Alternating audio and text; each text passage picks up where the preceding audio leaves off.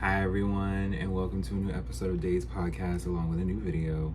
So I have recently talked about two different girl groups as opposed to multiple artists that you guys can check out. There will be exclusives on Patreon and Spotify. They're either one you want to choose. You can be able to check them out.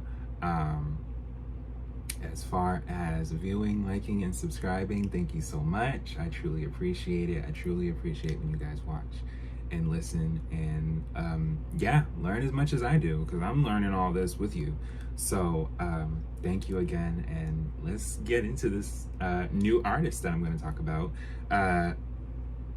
We may have heard her sister as well, but we need to hear the oldest sister. We're talking about Toni Braxton. So we're going to talk about her self-titled album, and let's get into it. Toni Braxton is the debut album by Toni Braxton, released on July 13th, 1993. By LaFace Records and Arista Records. The album was primarily produced by L.A. Reid, Babyface, and Daryl Simmons. The album has sold 5.1 million copies in the US and 10 million copies worldwide. And it earned Braxton several awards, including 3 Grammy Awards for Best New Artist and 2 consecutive awards for Best Female R&B Vocal Performance in 1984 and 1995. She also won 2 American Music Awards for Favorite Soul R&B New Artist and Favorite New Adult Contemporary Artist in 1994, and another one in 1995 for Favorite Soul R&B Album. Okay, so pretty much Toni came in and just was like, hi.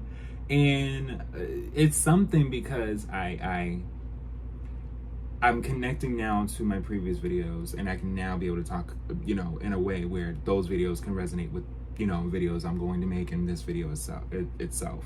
So, I had already talked about the sense that when Janet came out with Janet, and when, Aaliyah came out with Age Ain't Nothing But a Number, as opposed to Brandy coming out with her self-titled album, Brandy. These were albums that were in the midst of this. And in those videos alike, I had said there was competition, people were emerging. And so when you have a Toni Braxton emerging, and she's just a whole different entity, similar, like I said, to Anita Baker, or just, she stands on her own. We're just gonna say that respectfully. And like, even just for just the time, like in the early 90s, there was a shift going on with technology and yes, music and just phones and just all types of things that the millennials like myself were able to experience things going one way and shifting into a completely different way. Adaption, if you will. And I won't say that Gen Z don't really know too much about that, because they're kind of seeing things be one way and kind of just being like, wow, it's advancing kind of fast another. And so with us, it was like, millennials, I should say, because Gen X, they watched it just head on. They kind of endured, watched, but with millennials, same with us too. Like, we kind of watched, endured, same. So it's just, this particular time was just, you needed music. Okay, let's just say that. You just wanted to hear somebody serenade and motivate, and you just needed it. You needed it. All right, so background. Braxton and her 4 sisters, Tracy, Tawanda, Tracy, rest in heaven, Tawanda, Trina, and Tamar signed with Arista Records as the Braxtons in 1989. So Toni and her sisters were already in a group together. The following year, 1990, the group released their debut single, Good Life. Though the song was commercially unsuccessful, it attracted the attention of record executive Antonio L.A. Reid and record producer Kenneth Babyface Edmonds, who were shopping around for talent for their new label, LaFace Records. Instead of signing the quintet, um, they opt to offer Braxton a contract as a solo artist. With only 1 year to finish at Bowie State University, where she was studying to become a music teacher, she relocated to Atlanta to pursue a singing career. So, Toni literally wanted to become a music teacher, and my music teacher from high school, Miss Knight, being a music teacher is nothing to play with. That's, you're making sure octaves and music notes and just everything that involves music is embodied, it's learned, it's taken in a way where you live it, and for her to make such a big decision from a university where it's like, I could possibly sing, like I could be a star. It's a big deal. So the first single, another sad love song, peaked at numbers 7 and 2 on the Hot 100 and R&B hip hop songs charts respectively. The album's second single, Breathe Again, reached the top 5 of both the Hot 100 and R&B charts, and at number 2 on the UK singles chart. Other singles were released from Toni in 1994, including You Mean the World to Me, 7 Whole Days, and the double A side, I Belong to You, How Many Ways. Okay, so she was making sure, even though she released in the summer of 93, in 94, y'all gonna hear the rest of this album in a sense too. Even down to having 2 songs in one as a single.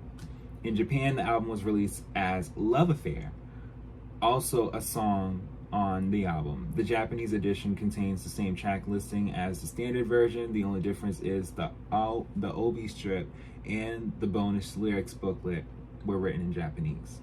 The critical reception received mixed to positive reviews from music critics. Ron Wynn from AllMusic said that the album showcased Braxton as an elegant and earthy songstress, nicely balancing those seemingly divergent sentiments.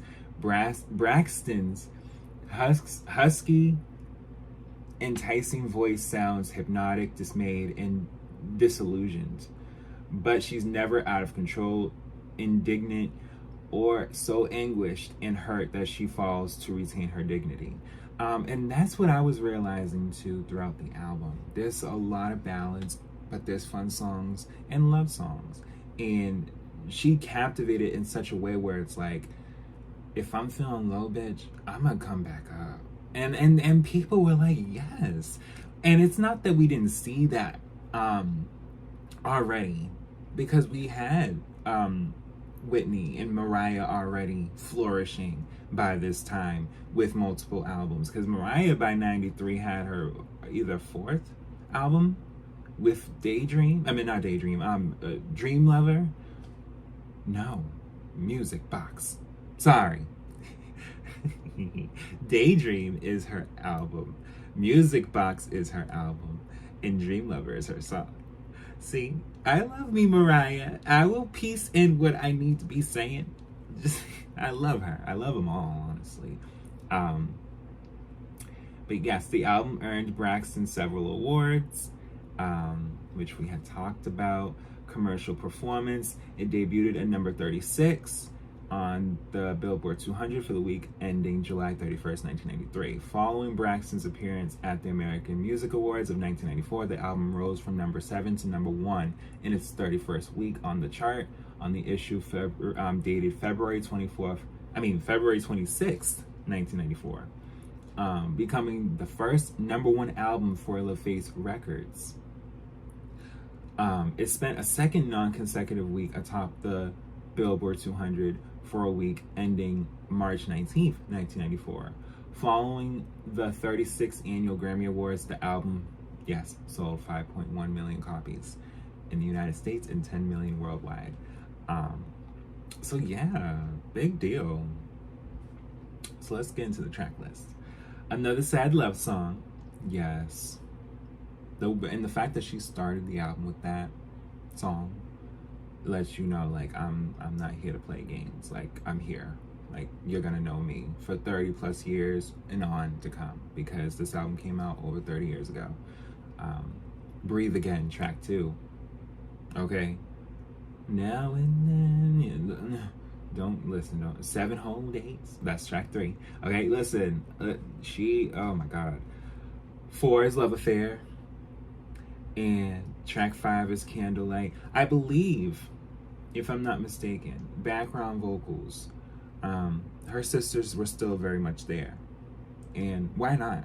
And she took, and her being the oldest, you know, I want to commend this as far as being a younger and youngest sibling, one way, and even an older sibling in another. Where you say to yourself, I have to take care of things. Even if I'm wanting happiness for myself in a way, there's other factors in my life I still want to be stable. And I respect that of Toni and among many artists that, you know, when it comes to their family, okay? Because there's only so many artists that are open about their families in the industry, or even are collaborative with their families in the industry. So, yes, track 6, Spending Time With You. Track 7, Love Should Have Brought You Home. Okay. Track 8, I Belong to You. Track 9, How Many Ways. Track 10, You Mean the World to Me. Track 11, Best Friend. Track 12, Breathe Again, Reprise. And yeah, the European edition bonus track, Give You My Heart. And then there's a Spanish version of Breathe Again. But yeah, this album really did great. And again, take a listen. You know, we're in a time where you don't have to worry about the CD skipping or the tape player messing up. You can literally stream the album as many times as you want. So, and this is not just for her, this is for all artists alike. They actually would like for you to stream. Now, they don't mind things getting bought, because the sales count when it's being bought. Like, you know, buy it on iTunes or buy it on, well, I mean, yeah, you can buy it digitally, but when you actually buy it in the store, that, you know, that counts too.